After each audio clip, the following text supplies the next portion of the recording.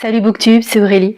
Je vous retrouve pour une review, celle du cimetière de Prague d'Umberto Eco, que j'ai ici dans l'édition reliée carton France Loisirs, avec la petite jaquette qui va bien. C'est l'édition de ma femme, je lui ai piqué, pensant que je ne lirai plus jamais un Umberto Eco, et comme quoi il ne faut jamais dire Fontaine, je ne boirai plus de ton eau. Donc c'est un livre qui est paru en 2010 en italien, qui a été traduit en 2011 en français par Jean-Noël Schifano, ou Cifano, je ne sais pas. Il fait dans cette édition 556 pages en tout, et donc il se qualifie pour mon challenge sur l'été que je vous avais déjà présenté, à savoir le Big Book Summer Challenge pour 2023, où on se lance des défis de lire des gros bouquins pendant tout l'été. Donc voilà, c'est la première entrée dans ce challenge, et c'était pas du tout un des livres que je vous avais présenté comme une des options possibles, en tout cas je ne crois pas, mais là il s'est incrusté à la première place. Voilà, il m'a pas demandé mon avis, j'ai eu envie de lire ça et je ne le regrette pas, vraiment pas du tout. Je vais le placer là parce que il pèse son poids.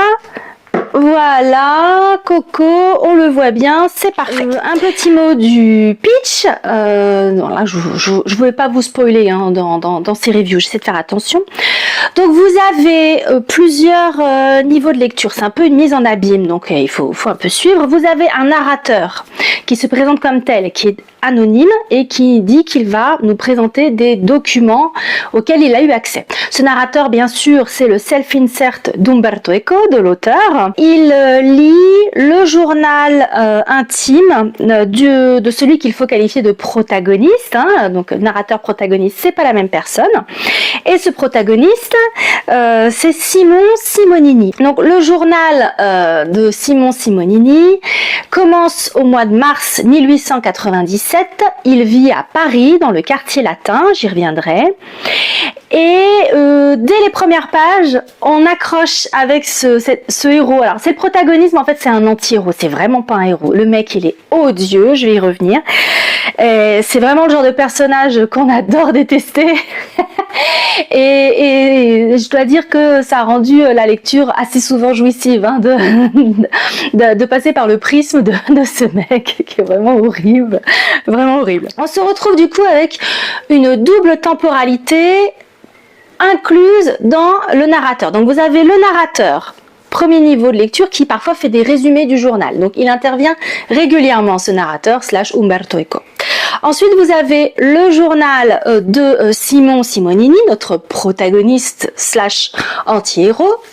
Et dans ce journal, il revient dans l'ordre chronologique sur son enfance et les événements qui l'ont amené jusqu'à Paris à la fin du 19e siècle. Donc on couvre une bonne partie du 19e siècle, puisque c'est un homme qui approche les 70 ans au moment où on le rencontre, au début du roman. Il y a donc la temporalité où on va dans l'ordre chronologique pour aboutir à l'homme mûr, hein, à Simonini à l'âge mûr, et autre temporalité, celle qui se passe vraiment en 1897, au moment où il écrit son journal et où il se rappelle tous ses souvenirs, et où manifestement, lui, il a des problèmes de mémoire, une amnésie très ponctuelle sur les semaines qui viennent de s'écouler. Donc on est sur cette double temporalité avec les télescopages que vous pouvez imaginer, mais je dois dire que Umberto Eco a été très prudent pour ne pas perdre son lecteur. C'est vraiment mâché et on n'est jamais perdu. On sait toujours où on se situe en fait. Puisqu'en plus, il utilise différentes polices de caractère pour la plume du narrateur, pour la plume de Simon Simonini et puis la plume d'un autre personnage dont je ne vous parle pas parce que ce serait du spoil. Voilà. Donc ça, faut bien garder à l'esprit la double temporalité. C'est un livre qui est assez dense. Hein, c'est d'Umberto Eco, hein, donc voilà. Mais moi je l'ai lu très très vite, en l'espace d'une semaine, même pas, je saurais pas vous dire, parce que j'ai été happée dedans tout de suite par la personnalité de notre anti-héros, par le propos, par le fait que ça commence quand il est à Paris. Il est à Paris depuis une bonne vingtaine d'années, hein, facile. Il est dans le quartier latin.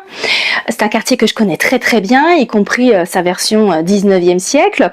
Et donc du coup, tout de suite, moi, ça m'a parlé en fait cette histoire. Le quartier, la période, etc. C'était vraiment très bien. Et dès les premières pages, j'étais pétée de rire. Mais vraiment, je riais à gorge déployée. Ma femme est à côté de moi, elle me disait mais qu'est-ce que je vais le lire finalement ce livre. Je dis bah oui, tu devrais, c'est ton exemplaire après tout, c'est ton bouquin.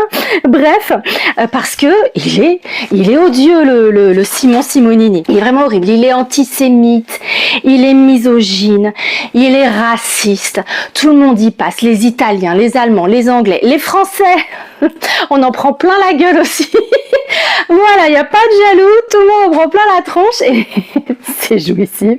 C'est jouissif parce que, bien entendu, on n'adhère pas du tout aux opinions de ce mec, de Simonini, mais en même temps, il est tellement over the top, il est tellement too much, il est tellement odieux, un peu comme le personnage de Jack Nicholson dans Pour le pire et pour le meilleur, si vous l'avez vu, pareil, misogyne, antisémite, raciste, homophobe, voilà, total, quoi, que vous êtes obligé de vous marrer, surtout dans les premiers chapitres. Je dois avouer qu'après, ça retombe un peu, il y a un ventre mou vers le milieu du roman, pas suffisamment pour vous décourager de la lecture, mais c'est vrai que j'ai senti un peu l'intrigue un peu faiblir, et puis après ça repart comme en 14.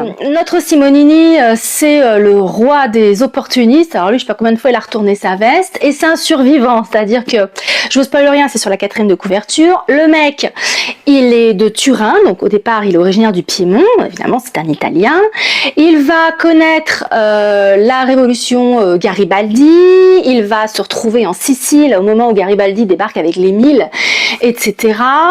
Il fait de l'espionnage, du contre-espionnage, il essaie de doubler tout le monde, il n'est pas toujours suffisamment malin pour le faire, donc ça le met dans des situations assez compliquées, c'est assez drôle.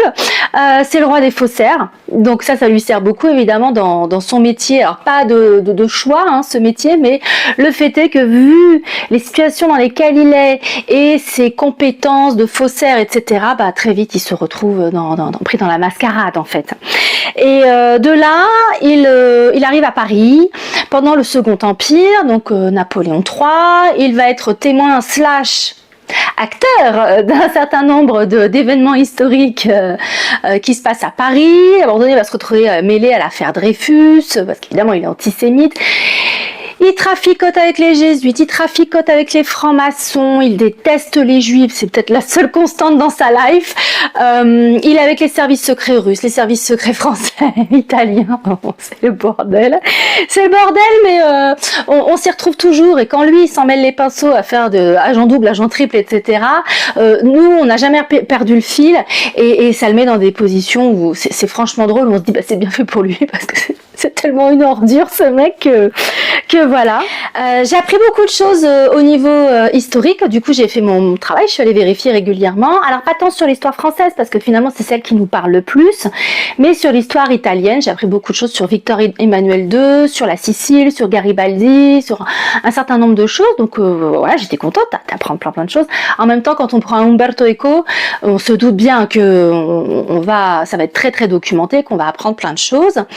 Je me dis que quand même, lorsqu'on est un lecteur français, on est avantagé par rapport à la lecture de ce roman, parce que il y a la partie en Italie, et après il y a vraiment, je dirais, les 2/3 du livre, c'est vraiment les intrigues en France. Il est à Paris et il se passe beaucoup de choses, donc on est un petit peu moins perdu à ce niveau-là. Vers la fin, je dirais qu'il y a une sorte d'essoufflement quand même au niveau de l'intrigue. J'ai trouvé la chute un petit peu abrupte. Je suis un peu restée comme une... Tu sais quoi? C'est d'accord, ok, c'est la fin. D'accord, très bien. Du coup, j'étais un petit peu décontenancée, / déçue. Je sais pas trop comment me situer par rapport à la fin. Cela dit, ça n'a pas gâché mon plaisir de lecture. C'est un bon divertissement.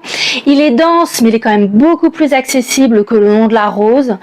que j'ai lu beaucoup trop jeune, en plus après avoir vu le film de Jean-Jacques Hano. Je pense que vraiment les conditions n'étaient pas réunies pour que j'apprécie Le Nom de la Rose à sa juste valeur. Mais si ce livre a bien eu un mérite, au-delà du fait que j'ai passé un très bon moment de lecture globalement, c'est de me donner envie de découvrir les autres livres de Umberto Eco, et notamment Le Nom de la Rose. Je voudrais bien m'y coller, m'attaquer aux pendules de Foucault, donc ces œuvres beaucoup plus érudites, plus exigeantes, on va dire. J'aimerais beaucoup les visiter ou les revisiter, hein, dans le cas du Nom de la Rose. Donc je dirais que c'est quand même un bilan très positif de cette lecture, malgré quelques scories, quelques faiblesses dans l'écriture.